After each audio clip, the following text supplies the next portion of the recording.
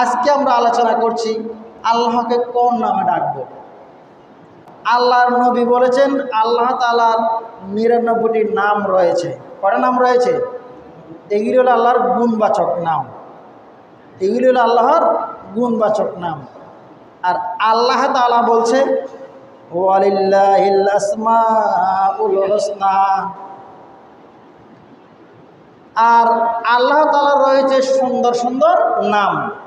আল্লাহর নামটি হচ্ছে জাতি নাম। ইংরেজিতেও আল্লাহ, বাংলাতেও আল্লাহ, উর্দুতেও আল্লাহ, পার্সিতেও আল্লাহ। আল্লাহ শব্দের কি কোনো অর্থ নেই। আল্লাহ শব্দের কি নেই? কোনো অর্থ নেই। আল্লাহকে আল্লাহর নামেই ডাকতে হবে।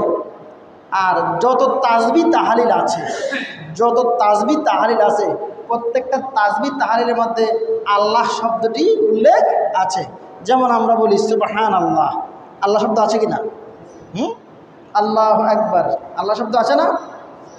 লা ইলাহা ইল্লাল্লাহ, আল্লাহ শব্দ আছে না? আলহামদুলিল্লাহ, এখানে কি আছে? আল্লাহ আছে। সুবহানাল্লাহ বিহামদিহি সুবহানাল্লাহিল আযীম, এখানে কি আছে? আল্লাহ শব্দ আছে।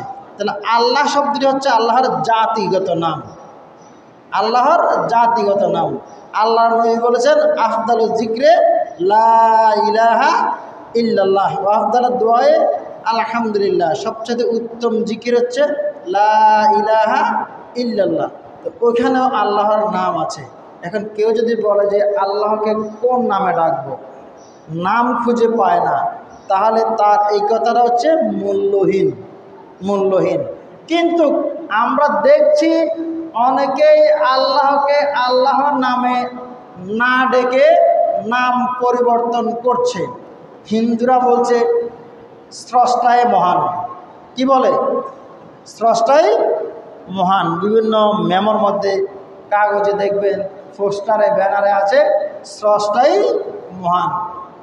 এইভাবে বললে কি আল্লাহর নামের হক আদায় হচ্ছে?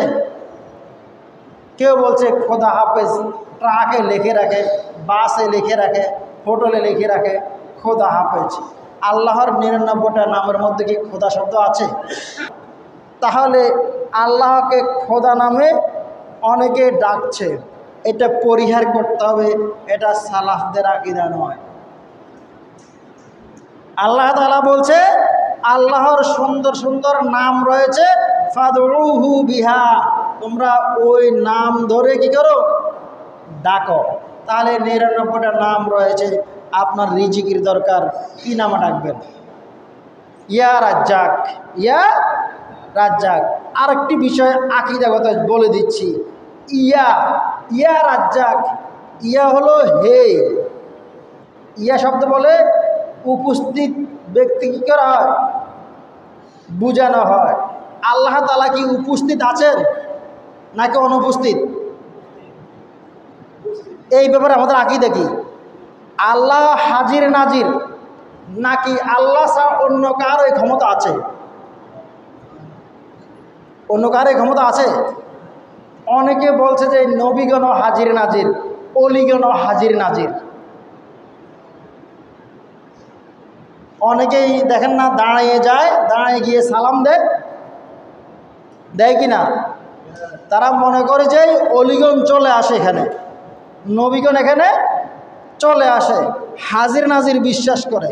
একটি বিষয়ে আকীদাগত বলছি, আমাদের নবী মুহাম্মদ রাসূলুল্লাহ সাল্লাল্লাহু আলাইহি ওয়াসাল্লাম কি হাজির নাজির? আপনারা বিশ্বাস করেন এটা? যদি হাজির নাজির হয়, হাজির মানে উপস্থিত, আর নাজির মানে অনুপস্থিত, তাহলে আমাদের নবী যদি এখানে উপস্থিত হয়, দেখবেন যে অনেকে দাঁড়িয়ে কিয়াম করছে, ইয়া নবী সালামু আলাইকা, কিয়াম করছে না দাঁড়িয়ে। কেন?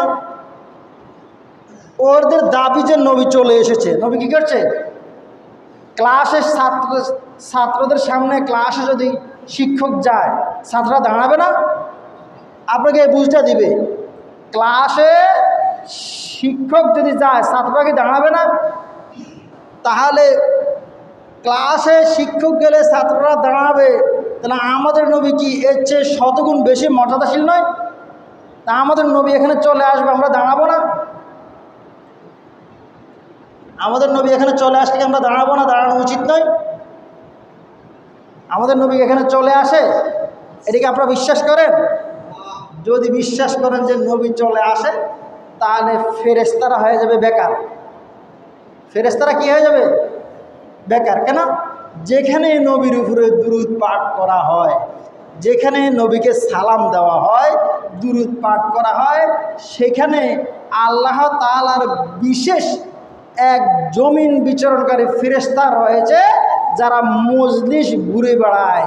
যেখানে নবীকে সালাম দেওয়া হয়, যেখানে নবীর উপরে দুরূদ পাঠ করা হয়, ওই ফেরেশতা মণ্ডলী আল্লাহর হুকুমে রাসূলুল্লাহ সাল্লাল্লাহু আলাইহি ওয়াসাল্লামের জন্য যে দোয়া করা হচ্ছে, দুরূদ পাঠ করা হচ্ছে, দুরূদ এবং সালাম নবীর নিকট পৌঁছায়, নবীর নিকট পৌঁছায়। এটা হচ্ছে সালাফদের আকীদা, এটা হচ্ছে সালাফিদের আকীদা, যে ফেরেশতারা আল্লাহর হুকুমে নবীর দুরূদ ও সালাম নবীর নিকট পৌঁছায়, নবী আসে না। নবী কি করে না? আসে না। এখন যদি বলে যে নবী চলে আসে, তাহলে কি হয়ে যাবে? ফেরেশতারা বেকার। ফেরেশতারা কি হয়ে যাবে? কোনটা বিশ্বাস করেন? আমাদের আকীদা কোনটা? নবী চলে আসে আকীদা, নাকি ফেরেশতা দিয়ে আল্লাহ তাআলা নবীর নিকট সালাম এবং দুরূদ পৌঁছায়? কোনটা আমাদের আকীদা? ফেরেশতা দিয়ে সালাম পৌঁছায়, দোয়া পৌঁছায় নবীর নিকট। এটাই হলো সালাফদের আকীদা। কথার কথা বলছি, নবী এখানে চলে এসেছে, তাই দাঁড়িয়ে গেলেন। কিভাবে বুঝলেন যে নবী চলে এসেছে? কিভাবে বুঝলাম নবী চলে এসেছে? এটা কিভাবে বুঝলাম? কিভাবে জানি দাঁড়িয়ে গেলেন? হ্যাঁ, দাঁড়িয়ে গেলেন, 1 মিনিটের জন্য মেনে নিলাম। আবার যে 5 মিনিট পরে যে আমরা বসে গেলাম, 5 মিনিট পরে যে আবার বসে গেছি, এখন বসে গেলাম কেন? নবীকে চলে গেছে? বুঝেন নাই মনে হয়, আমার কথা বুঝছেন না। আকীদাগত বিষয় তো, ইমান, এগুলি ইমানগত বিষয়। আবার কি নবী চলে গেছে? যাওয়ার সময় কি বলে গেছে তোমরা বসে যাও, আমি চলে গেলাম? আমি কি করলাম? চলে গেলাম। এমনটা কি বলেছে নবী? এমনটা কি বলে? তাহলে এই যে বিশ্বাস, এই বিশ্বাস থেকে বেরিয়ে আসতে হবে। নবী আসে না, আল্লাহর ফেরেশতা মণ্ডলী নবীর দুরূদ এবং সালাম নবীর নিকট পৌঁছায়। এটা হচ্ছে সঠিক আকীদা, সঠিক বিশ্বাস। নবী আসে না। এখন যদি বলে যে নবী হাজির নাজির, তাহলে রাসূলুল্লাহ সাল্লাল্লাহু আলাইহি ওয়াসাল্লাম মেরাজে গিয়েছেন, বিশ্বাস করেন না? রাসূলুল্লাহ সাল্লাল্লাহু আলাইহি ওয়াসাল্লাম মেরাজে গিয়েছেন, এটা বিশ্বাস করেন? বিশ্বাস তো করতে হবে, না তো ইমান থাকবে না। রাসূলুল্লাহ সাল্লাল্লাহু আলাইহি ওয়াসাল্লাম মেরাজে গিয়েছেন, যদি হাজির নাজির হয়, তাহলে রাসূল তো ওইখানেও আছেন। রাসূলের জন্য সম্ভব না? তাহলে হাজির নাজির কীভাবে হলো? রাসূলুল্লাহ সাল্লাল্লাহু আলাইহি ওয়াসাল্লাম যদি হাজির নাজির হয়, রাসূলুল্লাহ সাল্লাম মক্কা থেকে মদিনায় হিজরত করেছিলেন, বিশ্বাস করেন? রাসূলুল্লাহ সাল্লাল্লাহু আলাইহি ওয়াসাল্লাম মক্কা থেকে মদিনায় হিজরত করেছেন না? তো হিজরত কেন করলেন? রাসূল তো ওখানেও আছে, নবী তো ওখানেও আছে, হিজরত করার দরকার নেই। এদিক কি বলছে নবী হিজরত করেছে মক্কা থেকে মদিনায়, দিনের নবী যায়, গজল বানালেন, আবার বলছেন নবী হাজির নাজির। তাহলে নবী আবার ওইখানে হাজির নাজির হলো কীভাবে? নিজেরা বলে নিজেরাই কী করে না? বিশ্বাস করে না। ওই যে গত জমা বলেছিলাম, বিশ্বাসের ত্রুটি আছে। বিশ্বাসে কি আছে? ত্রুটি আছে। অতএব আরও বলছে যে ইয়া নবী সালামু আলাইকা, হে নবী। এই কথা আল্লাহ তাআলা পবিত্র কোরআনে কথা বলেনি। আল্লাহ তাআলা বলেছে ইয়া আইয়ুহান নবী, ইয়া আইয়ুহান নবী। আমরা যখন তাশাহুদ পড়ি, এ তাশাহুদ কি নবী পড়ায়নি?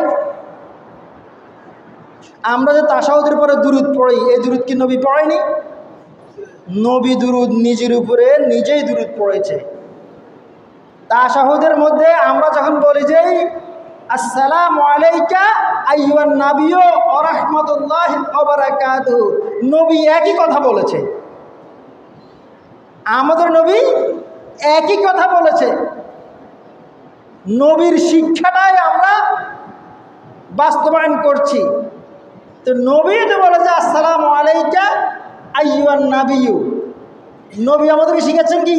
আসসালামু আলাইকা আইয়ুহান নাবিয়্যু, আসসালামু আলাইকা ইয়া নাবিয়্যু, এই কথা বলেনি। সূরা আহজাবের শুরুতেই আল্লাহ তাআলা বলেন যে ইয়া নাবী, এই কথা বলেনি।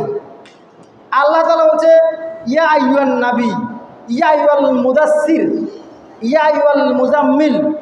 তাহলে ইয়া নাবী আর ইয়া আইয়ুহান নাবীর মধ্যে নিশ্চয় পার্থক্য আছে। বুঝেন না মনে হয় কথা? যারা গ্রামার বুঝে তারা বলতে পারবে ইয়া আইয়ুহান নাবী থেকে ইয়া আইয়ুহান নাবী আরো মর্যাদাশীল, এটার মান আরো বেশি, এটা মর্যাদাপূর্ণ বাক্য নবীর ক্ষেত্রে। ইয়া সাধারণ মানুষকে বোঝানো হয় এই অমক, এই অমক।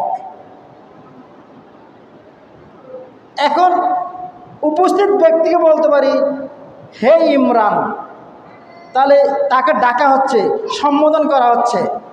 কিন্তু ইমরান যদি ডাকায় থাকে তাহলে ইয়া ইমরান কি হবে? ইমরান যদি ডাকা থাকে, আমি যদি বলছি ইয়া ইমরান হবে। এখন নবী আছে মদিনায়, নবী কোথায় আছে? মদিনায়। আমি এখান থেকে বললাম যে ইয়া নাবী, ইয়া নাবী, তাহলে এটা বললে বোঝা যাচ্ছে যে নবী এখানে উপস্থিত। নবী কি উপস্থিত ব্যক্তিকে বলা হয় ইয়া, ইয়া বলা হয় উপস্থিত ব্যক্তিকে, অনুপস্থিত ব্যক্তিকে ইয়া শব্দ বলা হয় না। এটাই গ্রামার, এটাই আরবি ব্যাকরণ। অনুপস্থিত ব্যক্তিকে ইয়া বলা হয় না। আরেকটি বিষয় বলি, সালাফদের কোনো কিতাবে দেখবেন না যে হযরত শব্দ, হযরত আবু বকর, হযরত ওমর, হযরত আলী, হযরত ওসমান, হযরত জুবায়ের, হযরত আব্দুল্লাহ ইবনে ওমর, এইভাবে হযরত শব্দটি আপনারা পাবেন না। কেন? হযরত যারা শব্দ ব্যবহার করেছে আজকে না, বহু আগে করেছে, তারা বুঝাচ্ছে যে মানুষ তো মারা যায় না, মানুষ স্থানান্তরিত হয়। তাই নবী ওলিগণ মৃত নয়, তারা জীবিত, তারা উপস্থিত। তাই হযরত শব্দ কী করে ব্যবহার করে? তারা হাজির নাজির মনে করে। যারা সুফিজমে বিশ্বাসী, সুফিবাদে বিশ্বাসী, তারা সাহাবীদের নামের আগে, নবীদের নামের আগে হযরত শব্দ ব্যবহার করেছে এবং করে। সালাফরা নবীদের নামের আগে এবং সাহাবীদের নামের আগে আল্লাহর বিশেষ বান্দা যাদেরকে আমরা অলি বলি, তাদের নামের আগে হযরত বলে না। এখন তো বর্তমানে আরেকটা বের হয়েছে যে আল্লাহর বিশেষ বান্দা, আল্লাহর অলিদের নামের শেষে রাদিয়াল্লাহু ব্যবহার করে। রাদিয়াল্লাহু আনহু বর্তমানে ব্যবহার করছে। রাদিয়াল্লাহু আনহু হলো আল্লাহ যাদের উপরে সন্তুষ্ট, আল্লাহ যাদের উপরে সন্তুষ্ট। এরা বুঝাচ্ছে যে অমুক রাস্তার পাশে যে মাজারটা আছে, ওই মাজারের পীর সাহেব হুজুরের প্রতি আল্লাহ তাআলা কি সন্তুষ্ট, আল্লাহ তাআলা কি সন্তুষ্ট। এই কারণে রাদিয়াল্লাহু তাআলা আনহু বলে। অথচ সাহাবীদের যুগে সাহাবীদের নামের শেষে রাদিয়াল্লাহু আনহু বা আনহুম বলা হতো, যে আল্লাহ তাআলা সাহাবীদের উপরে সন্তুষ্ট। আলাইহিস সালাম বলা হয় যে তাদের উপরে শান্তি বর্ষিত হোক। সাল্লাল্লাহু আলাইহি সাল্লাম বলা হয় যে আমাদের নবীর উপরে শান্তি এবং রহমত বর্ষিত হোক। রাহিমাহুল্লাহ বলা হয় আর তাদের উপরে রহমত বর্ষিত হোক। হাফিজাহুল্লাহ বলা হয় তাদেরকে আল্লাহ তাআলা হেফাজত করুন, আল্লাহ তাআলা কি করুন? হেফাজত করুন। আরেকটা বিষয় আকীদা বলে দিচ্ছি, আপনারা কি এটা বিশ্বাস করেন যে মরহুম, আপনারা কি বলছেন? মানুষ মারা গেলে মরহুম বলছেন না? মরহুম অমুক ব্যক্তি, মরহুম বলা যাবে না। এটা সালফে সাহালিনদের আকীদা নয়, মরহুম বলা যাবে না। কেন? আপনি ওনাকে বলছেন যে এই ব্যক্তি রহমত প্রাপ্ত বান্দা। যাকে মরহুম বলা হয় সে হচ্ছে রহমত প্রাপ্ত বান্দা। তাহলে আমি আর আপনি কি করে জানি এই ব্যক্তির রহমত প্রাপ্ত বান্দা? আপনি কি জানেন? আমরা কি জানি এই ব্যক্তির রহমত প্রাপ্ত বান্দা? আবার বলা হচ্ছে ইসালে সওয়াব মাহফিল, লেখে না পোস্টারে দেখেন, ইসালে সওয়াব মাহফিল। ইসালে সওয়াব মাহফিল মানে ইসালে সওয়াব, সওয়াব পৌঁছানেওয়ালা, সওয়াব পৌঁছানেওয়ালা। ওরা বুঝাচ্ছে যে ওরা সওয়াব পৌঁছে দেয়, ওদের পীর সাহেব হুজুর মুরিদানের সওয়াবটা পৌঁছে দেয় আল্লাহর কাছে। আস্তাগফিরুল্লাহ, আউযুবিল্লাহ। এ হচ্ছে আকীদা, এগুলা মানুষের বিশ্বাস, এইগুলি থেকে বেরিয়ে আসতে হবে। কখনো মরহুম শব্দ ব্যবহার করবেন না। মরহুম কেউ মারা গেছে বলবেন যে ইন্না লিল্লাহ। কি ইন্না লিল্লাহ অর্থ কি? নিশ্চয়ই আল্লাহর জন্য। আমরা কার জন্য? আমাদের এই যাহা কিছু আছে সব কিছু কার জন্য? আল্লাহর জন্য। এর ফলে আমরা বলছি ওয়া ইন্না ইলাইহি রাজিউন, নিশ্চয়ই আল্লাহ তাআলা বলছে নিশ্চয়ই তোমাদের সকলেই তার দিকে ফিরে যেতে হবে, মানে আল্লাহর দিকে ফিরে যেতে হবে। তাই আমরা কি বলবো? কেউ মারা গেলে আমরা বলবো যে ইন্না লিল্লাহি ওয়া ইন্না ইলাইহি রাজিউন, এতটুকুই। আর যদি অন্তর খুলে তার জন্য দোয়া আসে তাহলে বলবেন যে আল্লাহুম্মা গফির লাহু ওয়ারহামহু, হে আল্লাহ তুমি তাকে ক্ষমা করো, তার প্রতি অনুগ্রহ করো, তাকে ক্ষমা করো, তার প্রতি অনুগ্রহ করো। মরহুম অমুক ব্যক্তির জানাজায় যাব, এরকম না বলি, এরকম না বলি, এই বিশ্বাসে বিশ্বাসী না হই। তাই যে বিষয়টা আপনাদেরকে শুরুতে বলছিলাম, আল্লাহ তাআলা বলছে আল্লাহ তাআলার সুন্দর সুন্দর নাম রয়েছে, ওই নাম ধরে ডাকার জন্য। আমরা যে বিষয় প্রয়োজন ওই বিষয়ে আল্লাহর নাম ধরে ডাকি। যেমন রিজিকের প্রয়োজন, আল্লাহকে বলে যে ইয়া রাজ্জাক, ইয়া রাজ্জাক, হে রিজিক দাতা, আল্লাহুম্মা রযুকনি, আমাকে তুমি রিজিক দাও, আমাকে তুমি রিজিক দাও। আর যদি সকলকে উদ্দেশ্য করে বলি তাহলে বলতে হবে ইয়া রাজ্জাক আল্লাহুম্মা রযুকনা হালালান তাইয়্যিবা, হে রাজ্জাক, হে রিজিক দাতা, আমাদেরকে বৈধ এবং পবিত্র রুজি দান করো, আমাদেরকে বৈধ এবং পবিত্র রুজি দান করো। ইয়া গাফফার, হে ক্ষমাশীল, আল্লাহুম্মা গফির লানা, আমাদেরকে তুমি ক্ষমা করে দাও। নিজের জন্য যদি বলি আল্লাহুম্মা গফিরলি, আমাকে তুমি ক্ষমা করে দাও। ইয়া রহমান, হে দয়াময়, হে রহমান, আল্লাহুম্মা রহামনি, তুমি আমার প্রতি দয়া করো। সকলের জন্য যদি বলি তাহলে আল্লাহর কাছে বলি ইয়া রহমান আল্লাহুম্মা রহামনা, হে আল্লাহ, হে রহমান, তুমি আমার প্রতি অনুগ্রহ করো। তো এইভাবে নাম ধরে ধরে আল্লাহকে ডাকুন। আল্লাহ তাআলা বলছে আল্লাহর সুন্দর সুন্দর নাম রয়েছে, তোমরা তার নাম ধরে ডাকো। এরপরে আল্লাহ তাআলা বলছে ওয়াযারুল লাযীনা ইউলহিদুনা ফি আসমাইহি, আর তাদেরকে বর্জন করো যারা তার নামের ব্যাপারে বাঁকা পথে চলে। আল্লাহ বলছে তাদেরকে বর্জন করো, অর্থাৎ তাদেরকে বর্জন করো যারা আল্লাহর সুন্দর সুন্দর নাম বাদ দিয়ে আল্লাহকে অন্য নামে ডাকে। আল্লাহকে কি নামে ডাকে? অন্য নামে ডাকে। ডাকে কি ডাকে না? ওই যে বলছি খোদা, আল্লাহকে কি নামে ডাকে? যারা আল্লাহকে খোদা বলে ডাকে, আল্লাহ বলছে তাদেরকে বর্জন করতে। কি করতে? বর্জন করতে, তাদেরকে ত্যাগ করতে। আল্লাহ পরে বলছে সাইয়ুজাউনা মা কানু ইয়ামালুন, তারা নিজেদের কৃতকর্মের ফল শীঘ্রই পাবে। যারা আল্লাহকে আল্লাহর সুন্দর সুন্দর নাম বাদ দিয়ে বিভিন্ন নামে অন্য অন্য নামে ডাকে, নিশ্চয়ই শীঘ্রই তারা তাদের প্রতিফল পাবে। তাহলে আল্লাহর গুণবাচক নাম বাদ দিয়ে আল্লাহর জাতি নাম বাদ দিয়ে অন্য নামে ডাকলে সে কিয়ামতের মাঠে অবশ্যই অবশ্যই জবাবদিহি করতে হবে। কি করতে হবে? জবাবদিহি করতে হবে। অতএব এই নাম বর্জন করুন, আল্লাহকে আল্লাহর নামে ডাকুন। খোদা হাফেজ, খোদা হাফেজকে খোদা হাফেজ করে দেন। আর অনেকেই বাড়ি থেকে বাইর হওয়ার সময় বলছেন আকিদার কারণে বলছেন যে ভালো থাকিস, কি থাকিস দোস্ত, ভালো থাকিস, এই কথা মুখ দিয়ে আসে না। আল্লাহ তোমাকে ভালো রাখুক, আল্লাহ তোমাকে ভালো রাখুক। বিদায়ের বেলায় বলবেন যে আস্তাদিউল্লাহ দীনাকুম, আস্তাদিউল্লাহ দীনাকুম, অথবা সালাম দেন, অথবা কি দেন, সালাম দেন। ঘর থেকে বাইর হওয়ার সময় ভয় ভয় লাগে, রাস্তায় ভয় ভয় লাগে, শত্রুর ভয় আছে, আপনি দোয়া পড়ে বের হন, বিসমিল্লাহে তাওয়াক্কালতু আলাল্লাহ ওয়ালা হাওলা ওয়ালা কুওয়াতা ইল্লা বিল্লাহ, আল্লাহর নামে বের হলাম, আল্লাহর নামে, আল্লাহর উপরে ভরসা করে বের হলাম, নাই কোনো শক্তি, নাই কোনো ক্ষমতা আল্লাহ ব্যতীত।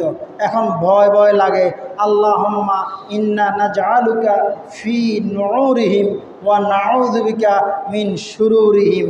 অথবা কোথাও গেছেন, ভয় ভয় লাগে, ক্ষতির আশঙ্কা আছে, তাহলে বলুন আউযু বিকালিমাতিল্লাহি তাম্মাতি মিন শাররি মা খালাক। অথবা গভীর রাত্রে হাঁটছেন, বলুন যে লা ইলাহা ইল্লাল্লাহ, এতটুকুই বলেন। বিপদে পড়েছেন, বলেন লা ইলাহা ইল্লা আনতা সুবহানাকা ইন্নী কুনতু মিনাজ জালিমিন।